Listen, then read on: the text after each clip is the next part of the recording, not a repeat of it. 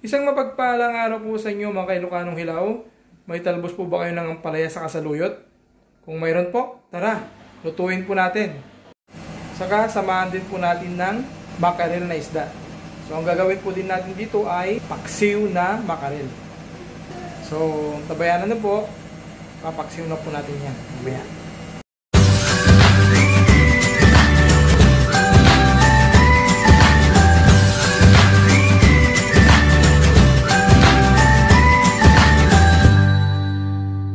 Bali po mga kalukanong hilaw, ito po yung una po natin gagawin. Medyo matagal lang po magtanggal ng dahon, pero pag naluto naman po itong gulay na ito ay napakasarap. Wow! Sunod po yung mga Ilocano po dyan na nanonood ng aking video ay makakarelate po sila dito sa aking lulutuin ngayon. Yan, malapit na po matapos ang ating pagtatanggal ng dahon ng saluyot saka ampalaya. Actually po, bilang po ang palay sa kasaluyot dito, lalagyan ko din po siya ng kamote. Yan. So, madali lang po itong lutuin. Panoorin nyo na lamang po kung paano magluto.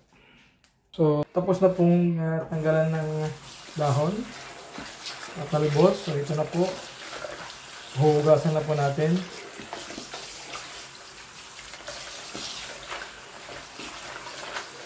Yan. Bali, siguro mga 3 hugas or 4 na hugas po ito kasi medyo madumi po siya. Ito na po yung kamote na nahati-hati po. So, hindi ko na lang po siya binidyo kanina habang tinatanggalan ko po siya ng balat. So, ito na po siya. Ito rin po yung ating sibuyas, luya, saka bawang. So, hindi ko na rin po siya binidyo kung paano ko siya ginawa or paano ko siya inati-hati. Kasi po matagal po siya. Sige po, umpisa na po natin magluto. Tara, luto na po tayo. So ang susunod na po natin na gagawin ay papakuluan po natin yung kamote.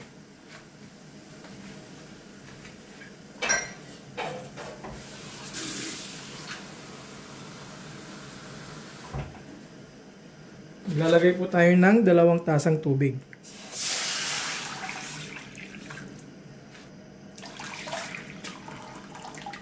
So, ilalagay na po natin yung kamote. Saka 3 cloves ng bawang.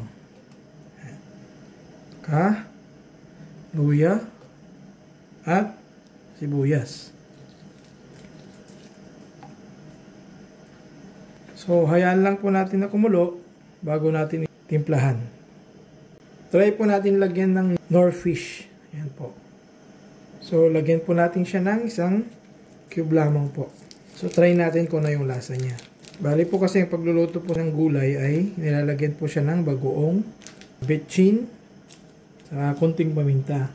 Pero, sa akin po ay lalagyan ko po siya ng nor kasi ayaw ko po siya ng bagoong kasi ayaw po ng mga bata. Lagyan din po natin mamaya ng Himalayan salt, kunting Himalayan salt, saka kunting paminta. Paano na po natin? Hayaan po natin kumulo. Lagyan na po natin siya ng Himalayan salt. So mga 1 teaspoon lang po. Or half teaspoon lang. Para hindi siya maalat. Or depende po sa inyo kung gaano po kaalat. Saka konting paminta. Yan.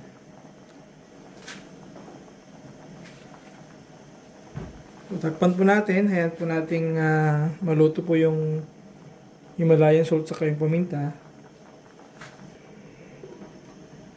Ayan, pwede na po natin siya tikman. So malambot na po yung ating kamote. So pwede na po natin ilagay yung mga dahon. Dahon ng saluyot saka yung dahon ng ampalaya. Tikman po natin.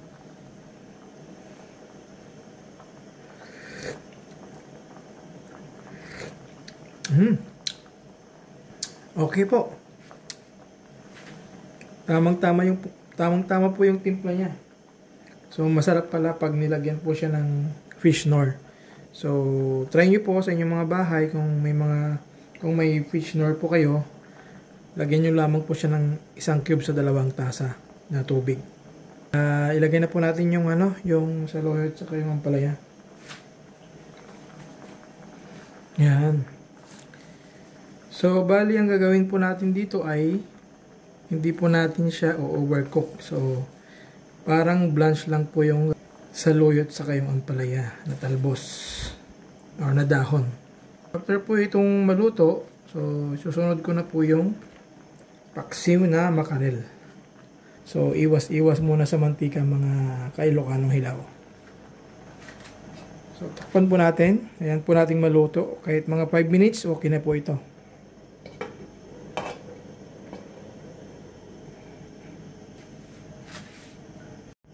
Mga ka-Ilocanong hilaw, pwede rin po natin lagyan ng green na sili. Ayan. So, lapit na pong maluto yung ating dahon. So, 1 minute or 2 minutes, pwede na po yan. So, ganyan lamang po kadali magluto ng sinabawang saluyot na talbos, saka ampalaya na talbos, saka kamote, saka sili. So, ganyan lamang po para iwas-iwas sa mantika. So, please don't forget to like, follow, and share and comments po sa aking ipopost na video. Maraming salamat po. At antabayanan nyo po pala. Susunod ko na po yung ating paksiw na makarel.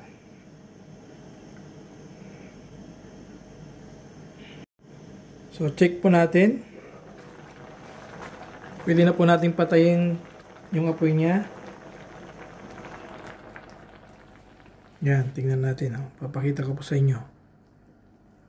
So, ganyan lamang po mga ka-Ilocanong hilaw para hindi siya yung durog-durog. So, yan. Kamote din niya. So, tamang-tama lang po yung pagkaluto. So, yung sili, pampabango po yan. So, yan, no?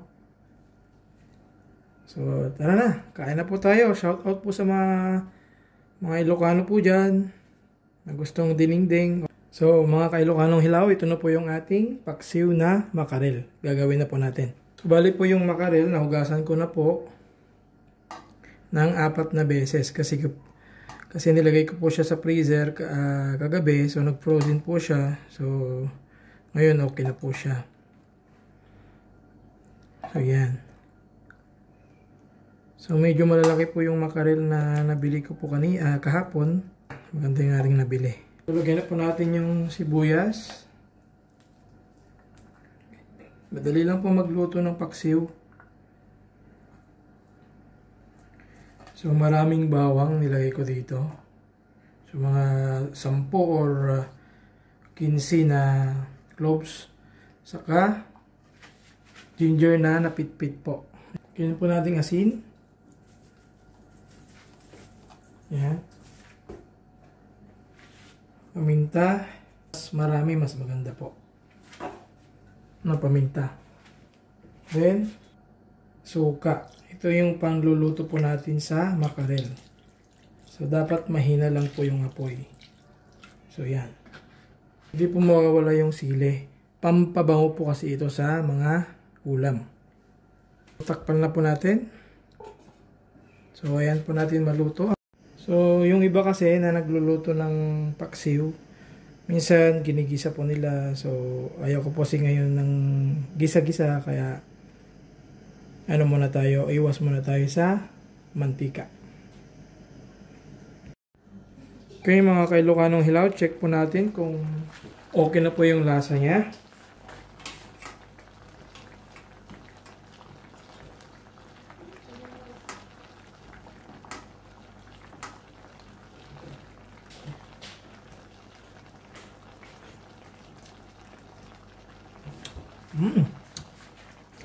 Sarap po siya. Tamang-tama po yung timpla niya. Pan po natin. Ulit. Ayan mo natin maluto. So, ito na po yung ating paksiw, mga ka-Ilocanong hilaw.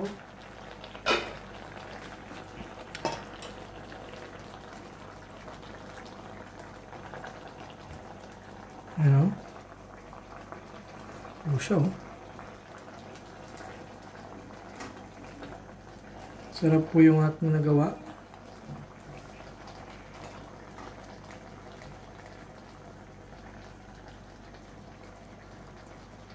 Lagyan po natin ng sili. Na isa. Ayan.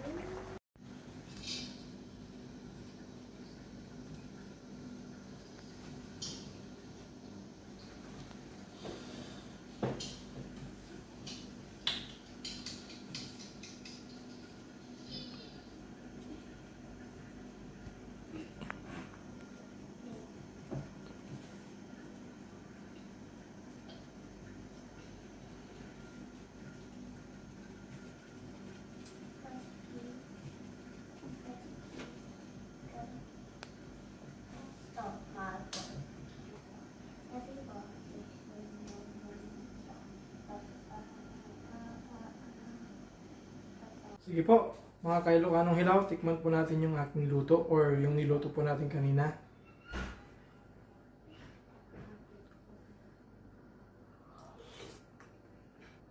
Sarap po siya.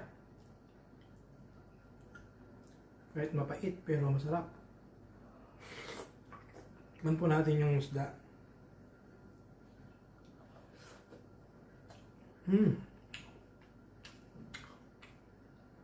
Sarap din po.